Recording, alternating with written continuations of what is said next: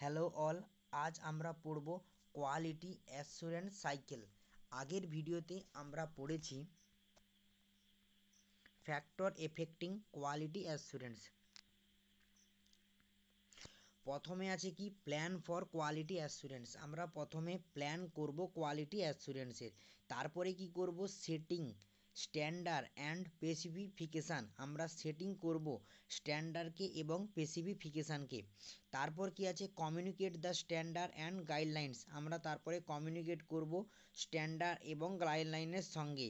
তারপরে করব মনিটর কোয়ালিটিটার দিকে মনিটর করব। তারপরে কি আছে identify problem and selecting opportunity for improvement. আমরা মনিটর করছি কোয়ালিটি কেয়ারটা। তারপরে আমরা দেখব কোনো প্রবলেম আসছে কি না, সেখানে কি করব প্রবলেমটাকে আইডেন্টিফাই করার পর ওই প্রবলেমটাকে ইমপ্রুভমেন্ট করার জন্য আমরা নির্দিষ্ট অপরচুনিটিকে সিলেক্ট করব। তারপরে কি আছে ডিফাইন দ্য প্রবলেম, কোন প্রবলেমটা এসছে সেই প্রবলেমটাকে আমরা ডিফাইন করব। ডিফাইন করার পর কি করব চুজিং এ টিম, একটা টিম তৈরি করব ওই প্রবলেমটাকে নিয়ে কাজ করবে। তারপর কি করব অ্যানালাইসিসের পর কি করব প্রবলেমটাকে নিয়ে পড়াশোনা করব। তারপর আইডেন্টিফাই করব কোন কারণের জন্য এই প্রবলেমটা তৈরি হচ্ছে। তারপরে কি চুজ অ্যান্ড ডিজাইন সলিউশান। তারপরে কি করব আমরা চুজ করব, তারপর ডিজাইন করব সলিউশানকে, কোন সলিউশানটা নিয়ে কাজ করলে কাজ হবে এবং সেই সলিউশানটাকে একটা ডিজাইন করব। তারপরে কি আছে 10 নম্বর পয়েন্টে আছে ইমপ্লিমেন্ট করব অ্যান্ড ইভ্যালুয়েট করব কোয়ালিটি ইমপ্রুভমেন্ট এফোর্ট। তারপরে আমরা ইমপ্লিমেন্ট করব অ্যান্ড ইভ্যালুয়েট করব কোয়ালিটি ইমপ্রুভমেন্ট এফোর্ট।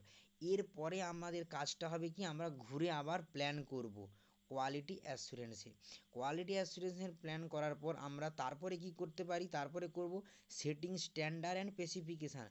দেখব আমরা যে সেটিং করেছি যে স্ট্যান্ডার্ড এবং স্পেসিফিকেশান, সেখানে কোনো অ্যাড করার থাকলে আমরা সেটা অ্যাড করব, নয়তো সেখানে অ্যাড করব না। তারপরে আমরা চলে আসবো নেক্সট স্টেপে, কি আছে communicate the standard and guidelines. কমিউনিকেটের ক্ষেত্রেও সেম, যদি কোথাও আমাদের স্ট্যান্ডার্ড এবং গাইডলাইনের কমিউনিকেট করতে হয় সেখানে আমরা অ্যাড করব।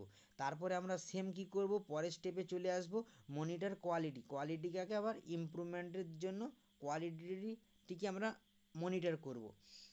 10 নম্বর পয়েন্টে আমরা ইমপ্লিমেন্ট ইভ্যালুয়েট করার পর আমরা পুনরায় প্ল্যান তৈরি করব। প্ল্যান তৈরি করার পর আমরা 2 নম্বর 3 নম্বর আর 4 নম্বর পয়েন্টটাকে দেখব, কোনো কিছু অ্যাড করার থাকলে অ্যাড করব বা কোনো কিছু অ্যাড করার না থাকলে অ্যাড করব না। যদি 2 নম্বর পয়েন্টে অ্যাড করার হয় আমরা অ্যাড করলাম, 3 নম্বর পয়েন্টটা অ্যাড করার দরকার হলো না, 3 নম্বর পয়েন্টটা যেই রকম ছিল সেই রকমই থাকবে, 4 নম্বর পয়েন্টটা যদি অ্যাড করার হয় আমরা অ্যাড করব। এভাবে সার্কেলটা কিন্তু চলবে কোয়ালিটি অ্যাসুরেন্স সাইকেলে।